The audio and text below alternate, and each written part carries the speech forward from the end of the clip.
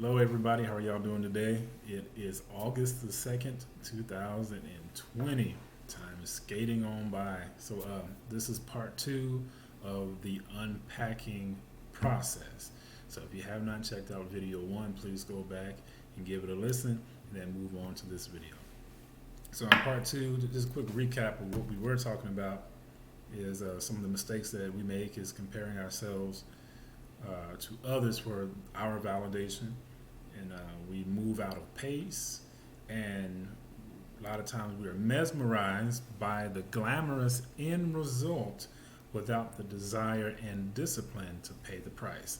All right, so in this video, part two of the unpacking process, we're going to go ahead and dive right into it. I have three other points that we're going to bring out in this video, and the first one is face yourself. Y'all say it with me. Face yourself. I can't hear you. Let's say it again.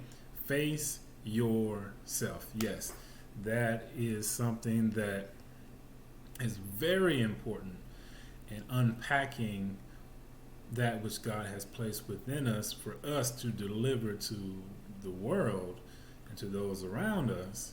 Is we must first, and it's very important, we have to face ourselves. A lot of times we have undealt with insecurities. We have things that are hidden, some secrets that have been pushed back, right? And some things that maybe has bothered us or have contributed to the way that we are now. There are some things there that have been suppressed and have been pushed aside and have not been dealt with. So I encourage you, to seek out counseling, seek out those individuals who are trustworthy, who you can trust, and who God leads you to, who will be instrumental in helping you to deal with some of the issues of life. Scripture says, well, a song that says, but it's talking of a scripture in the Bible. It says, flowing from my heart are the issues of my heart and of my life. And what it's saying, our heart, another scripture says the heart is deceitful. Who can know it? Because there's so many things in our heart, so many things that we bottle up inside, right? Think of a Coca-Cola can or Pepsi or whatever your favorite soft drink is, and think of a can that's perfectly sealed, and you give it a good shaking, and you sit it there, and you leave it on the table, and somebody who doesn't know that you just did that, they reach out and they grab it and they open it. What's going to happen? Contents under pressure, right? It's been pressurized. A lot of times that happens with us as individuals as well. We're so shaken up, but we're so bottled up, and everything that's inside is shaken up, where anyone who tries to come into our life or anybody who tries to come and help us without knowing what they're getting themselves into, they go to open that lid and they get the same result. Those contents under pressure, just all this stuff blows up, and they're like, what in the world is going on here? So it's important for us to deal with ourselves, to face ourselves. Now I have something else here. It says, the one who can be your greatest encourager or your greatest hindrance, and that is you, myself. We can be either our greatest encourager or our greatest hindrance by how you feel about yourself, how you think about yourself, how you look at yourself. All of these things contribute to our actions, our responses to things. Right? So let's put that on the list, to face, say it with me, face yourself. Okay, moving on to the next point. Study your habits. Right? Study your habits. So if you're going to address things about yourself, or if we're going to make improvements of ourselves, we have to study ourselves. We have to study our habits. We have to be mindful of the things that we do. We have to be mindful of what we spend our time doing. We have to be mindful on how we utilize our time. How do you utilize free time? How do you utilize time, period, in general? How do you utilize it? What things do you do that are productive in building up you as a person? Do you spend the majority of your time wasting it away on things that you probably could do something else instead of what you're doing? And these are some questions I had to ask myself. And these are things that even now I ask myself every day. How effective am I with my time, right? So we have face yourself, point one in this video, and study your habits. All right, that's number two. And the third one is align yourself with God. Align yourself with the Creator, with the Almighty.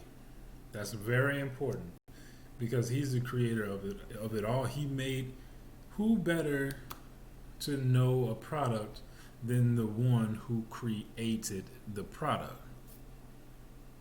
Think about it. Who else would know a Ford vehicle better than Ford? Who else would know a Nissan vehicle better than Nissan? Who else would know a product better than the manufacturer? Nobody.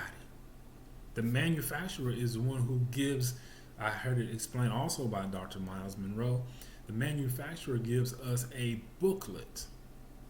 Whenever you purchase a product, the manufacturer gives a booklet. And a lot of times we don't read that booklet of instructions, the do's and the don'ts. A lot of times, because I've done it many times, oh, I don't need that, I'll figure it out on my own. And I'm wondering why I have about 5 or 6 screws left over. So I guess they gave me 5 too many. No, I skipped over a few steps and I missed the areas where those go into because I did not follow the guidelines. I did not follow the instructions. I did not pay attention to what the manufacturer instructed me to do. So now I have some missing pieces. And it may look good and it may be able to get by and I may be able to make it work for a little while, but it will not be completely intact the way that it was designed to be put together. Same with us, human beings. Bible says there's a way that seems right to us. So, oh yeah, that seems like the right way, but in the end, it's going to lead to destruction. It's not the right way. It's not the right way. So we'll think, I'm good. I'll do it my way. I'll handle it how I see fit. Go right ahead. I've been there and done that. And many have been there and done that. And they would say, follow the manufacturer's guidelines. So, all right? Align yourself with God. How do I start? I really don't go to church. I don't really know much about Jesus, about God, all this stuff. Pray. Prayer is just like a communication. Like I'm talking to you right now. You can make your whatever's on your heart and on your mind, you can bring it before God. In the quietness of your home, on your commute to work, I encourage you to. Doesn't have to be a long, drawn-out prayer, but even if it's just God help me, show me what way I should go, because He's the one who orders our steps, right? So since He's the manufacturer, He's the one who created us. Connect with Him for your directions.